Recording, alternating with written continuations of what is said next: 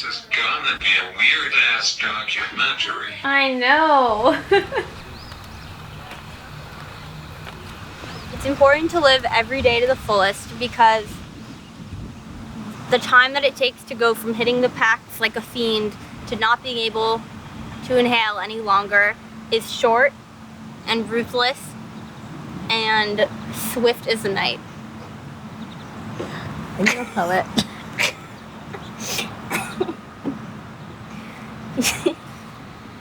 Until further notice, celebrate everything.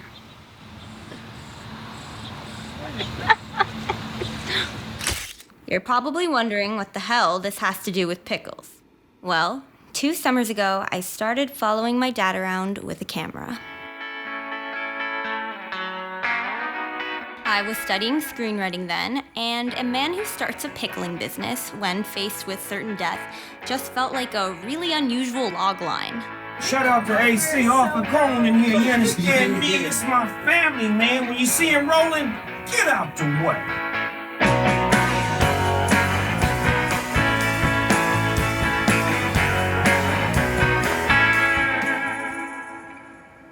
Before pickling came into the mix, my dad was a professional photographer. I was so lucky. I had my own studio. 33 years doing what I loved. We lived together in a studio apartment on the Upper West Side, and the bathroom doubled as his dark room. So you'd be trying to sleep at night, the lights would be going on and off, and I feel there were cockroaches there in my memory. We would say, if we can survive this, I think we can pretty much get through anything. The first time I took a photo was a front headshot. That was it. I never wanted to do anything else.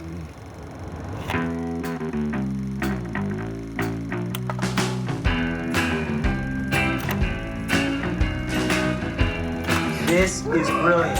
Fantastic. If you met Arthur 3 years ago or 4 years ago, you would not have been able to keep up with him. Like he was like a whirling dervish of a guy. All right, Cohen, CBS News, Siena. Do we walk to the place where we had the reservation, or do we go to Osteria? When he arrived on the scene, everybody just started getting loose and being happy and joking around. He just loves the energy of being around people all the time. And he always used to say about our town, you know, the problem with living here is there are too many people you can be friends with. For someone like that to lose their ability to speak clearly is, cruel. That part seems almost like, science fiction to me. ALS is not for the faint-hearted. Right around the time the Ice Bucket Challenge went viral in 2014, my dad started showing early signs of ALS. I'm here to join the people bringing attention to Lou Gehrig's disease by taking the ALS Ice Bucket Challenge. I think everybody here knows somebody that's afflicted with ALS. Which is a form of motor neuron disease, which has a devastating effect on people's lives. And remember, donate to ALS.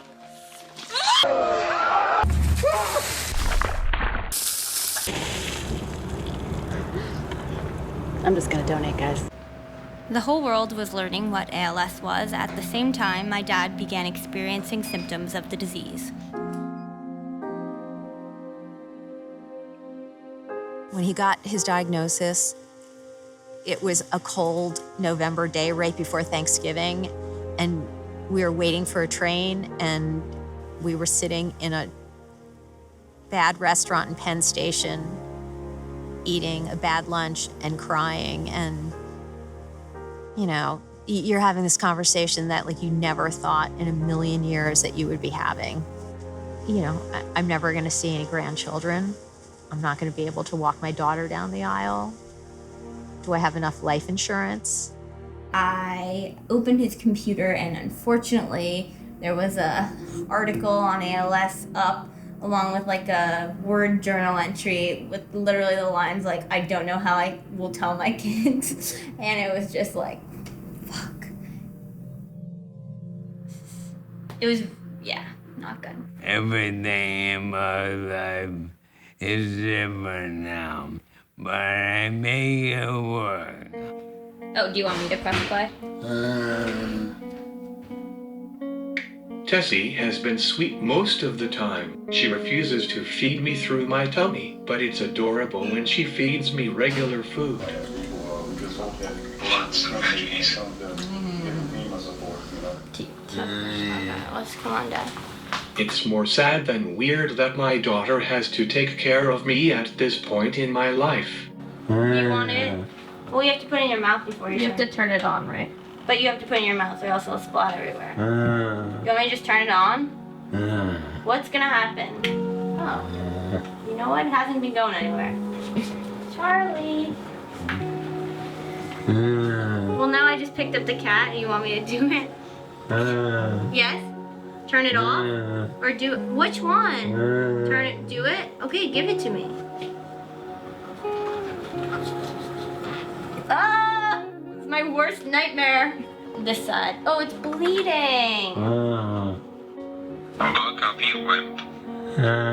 Don't you need water? Oh, shit. Okay.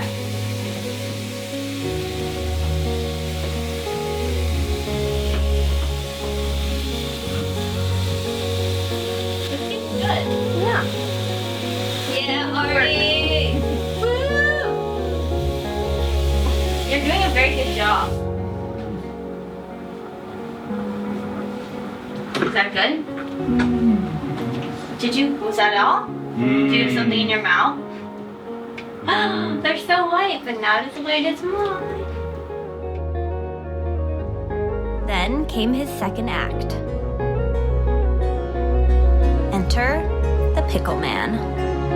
Arthur Cohen now cannot talk or walk because of ALS, but he has raised more than $200,000 through a nonprofit he started. Arthur always made pickles. We used to grow Kirby cucumbers in our garden. Then he gets the diagnosis. Time goes by, and he's like, I think I'm gonna make pickles my thing.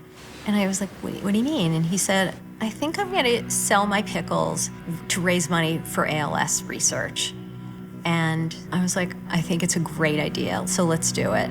I wanted to raise money while I was still able to. He was always so passionate about photography, but with pickles, it was just a whole other dimension of inspiration. Like his eyes just lit up.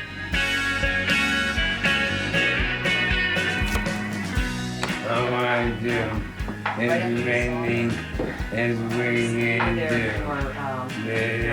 I do something around? You got more to do there? This wasn't the kidding around, Artie, when it came to pickles. When a pickle had to be a certain width, it had to be a certain width. And if you put any of those damn vine things in the dill, you're out. It's usually the sign that you won't be seeing that person on the line anymore. I never thought it would continue after I put down my knife, but friends and family have kept my dream alive. Until further notice, celebrate everything.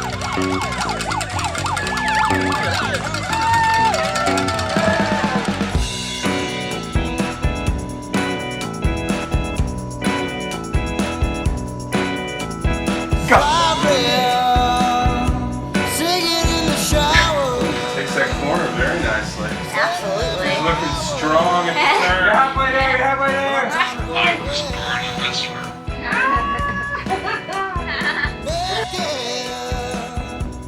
My face is like a baby spot. Peace.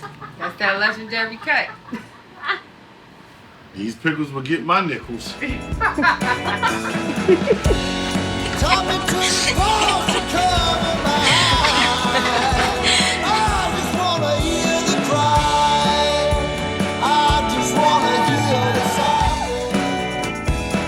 Come on, Artie. I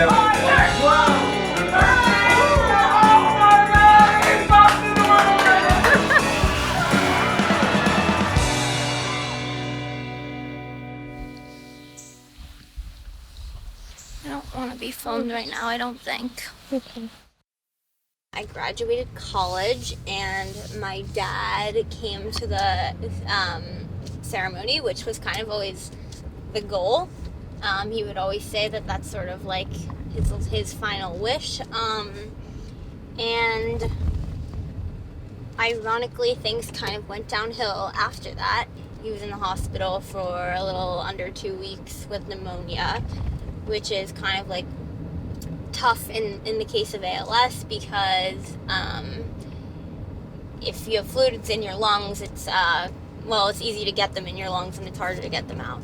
So, and fever and all those other symptoms, just in a weakened immune system, it's kind of like a perfect storm.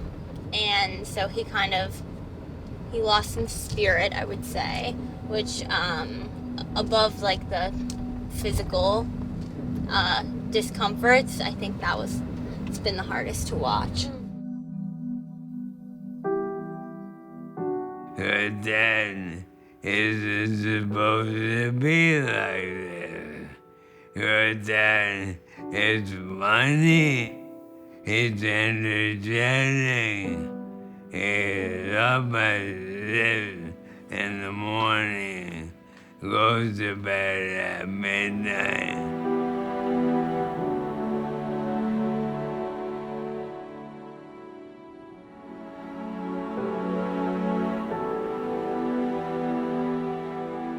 Is that comfortable? No. Should I abort? Do you want it? No? Okay. I really big conversation I've up in my brain.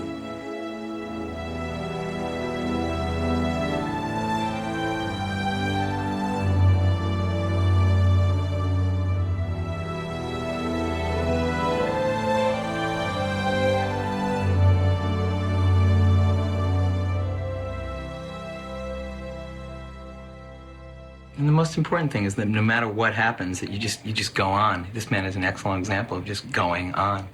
I mean, all the things that have happened to him in his life, especially in the past like 10 or 15 years, besides the Holocaust, he's just an extraordinary human being. On the days that my business is getting to me, my wife or my kids, anything is getting to me, I can't complain anymore.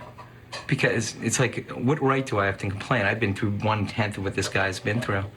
And it's always made me look at life as, I'm more of a half-full person than a half-empty person, as is my sister. And I think that's probably the best thing that we got out of this, is just like, it really gives you perspective on what's going on, and how bad life can truly be, you know, how there can truly be a hell on earth. And that's a nice thing, I think, to carry with you for the rest of your life. So as the most wonderful tribute to my dad, I challenge all of you to find and remember the itty-bitty fragments of joy in life that are always scattered, but sometimes a little concealed, and to look at them with the same wonderment and joy as my dad did.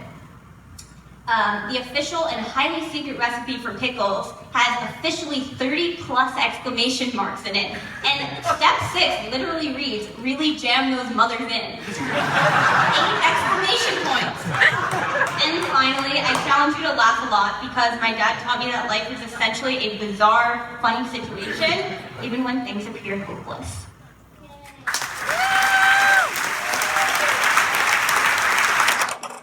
But just in case leading by example wasn't enough, my dad left some oddly specific instructions. Life is about living. Period. Be kind. I have few regrets. I've always tried to look at the bright side, much to the frustration of my family. ALS has shown me that I'm a lot stronger than I thought I was. Be strong. Tessie and Lucas, please get married and have more kids than Irish people do. Fuck zero population growth. The world needs more Coens. Stay connected to family. Do charity work. Make my pizza. Eat for men. Overtip. Treat plumbers the way you want to be treated. A good plumber is hard to find. Make sure Ronnie the plumber is invited to my memorial. Love that man. Clean your fucking cars and remember they run on gas. Use coupons no matter how rich you get. Remember who treated us with kindness this past year. Return the favor or pay it forward. Cut.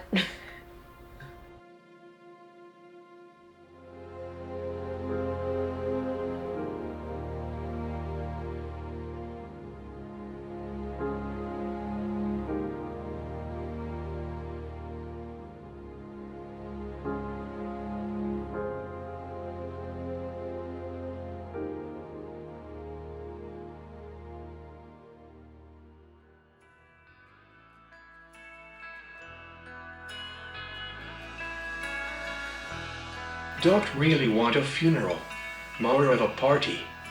No Livingston Taylor. I tortured you enough when I was alive. You make a playlist. Sponsor a little league team in Maplewood. Call it Garrig's.